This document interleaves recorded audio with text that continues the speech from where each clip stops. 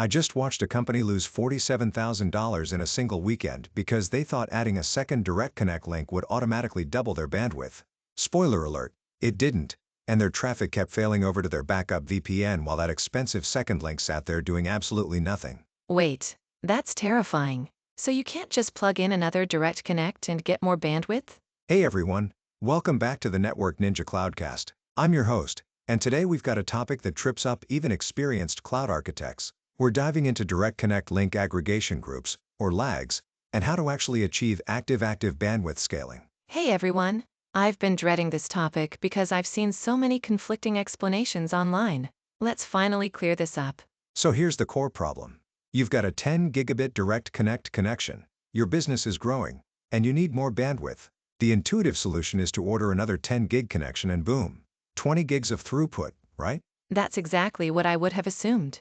You're telling me it doesn't work that way? Not without proper configuration. By default, if you just add a second Direct Connect connection, you don't get aggregated bandwidth, you get two separate connections, and your traffic will use one or the other based on your routing configuration. To actually combine them into a single logical pipe with increased bandwidth, you need a link aggregation group.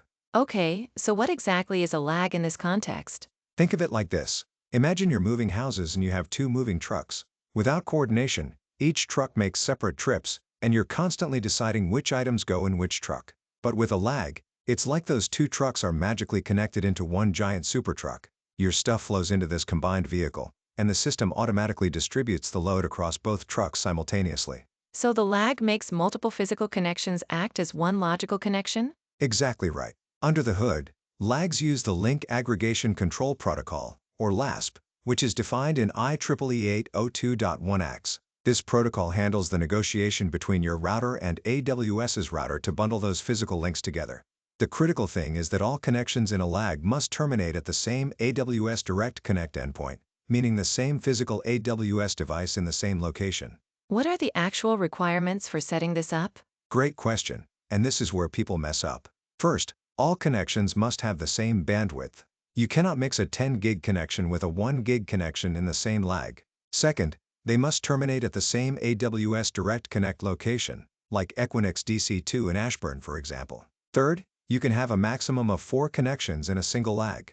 Now here's something important. LAGs only support 1 gigabit per second and 10 gigabits per second connections. So your maximum aggregate bandwidth with a lag is 40 gigabits using 4 10 gig connections. Wait, what about those 100 gig connections I've heard about? Can't you lag those together? Great question, and this trips people up all the time. The 100 gigabits per second dedicated connections do not support LAG configuration. If you need more than 40 gigs of aggregate bandwidth, you have two options. Use a single 100 gig connection, or use multiple separate 100 gig connections with routing-based load distribution, like ECMP with BGP. But you can't bundle them into a lag like you can with the smaller connections. So if I have 4 10 gig connections in a lag, I actually get 40 gigs of usable bandwidth? Yes, but here's the nuance. The bandwidth is aggregated, but individual TCP flows won't exceed the speed of a single link. The router uses a hashing algorithm to distribute traffic across the member links. It's worth noting that LASP itself handles the control plane stuff, like negotiating which links are in the bundle and detecting failures. The actual traffic distribution is handled by your router's forwarding engine using hashing algorithms that can be configured based on Layer 2, Layer 3, or Layer 4 headers. So if you have one massive file transfer, it might only use one 10 gig link. But if you have multiple concurrent flows, they get distributed across all 4 links, giving you that aggregate 40 gig throughput. Oh, that's an important distinction. So it's not like the trucks merged into one, it's more like having 4 lanes on a highway where each car picks a lane? That's actually a better analogy. Each flow, based on a hash of source IP, destination IP, and ports, gets assigned to a specific link. Multiple flows spread across multiple links. This is why LAGs work beautifully for applications with many concurrent connections but won't speed up a single large transfer beyond one link's capacity. How do I actually configure this in AWS? In the AWS console, you go to Direct Connect, then Link Aggregation Groups, and click Create LAG. You'll specify a lag name, the Direct Connect location, and your minimum link setting. Here's the key part. You can either create new connections as part of the lag by specifying how many new connections to provision and their bandwidth, or you can add existing connections to the lag. If you're bundling existing connections, you'd set new connections to 0 and select your existing connections to add. That minimum links parameter is crucial. It defines how many links must be active for the lag to stay up. If you set it to 2 and one link fails, the lag keeps working. But if both fail, the entire lag goes down. What's the biggest mistake people make with lags? The number one mistake is not configuring LASP on their on-premises router correctly. AWS's side is ready for LASP, but if your router isn't configured to participate in the LASP negotiation, those links won't bundle. You'll see them as individual connections, not an aggregated group. The second mistake is ordering connections that land on different AWS devices. Even in the same facility, if your connections terminate on different AWS routers, they cannot be in the same lag. How do you verify everything is working correctly? In the AWS console, check that your lag shows all member connections in the available state. On your router, run your vendor's LASP status command. For Cisco, that's show LASP neighbor. You should see all member ports actively participating. Also, run traffic tests with multiple concurrent flows to verify you're actually achieving aggregate throughput, not just single link speeds. Let me make sure I've got this.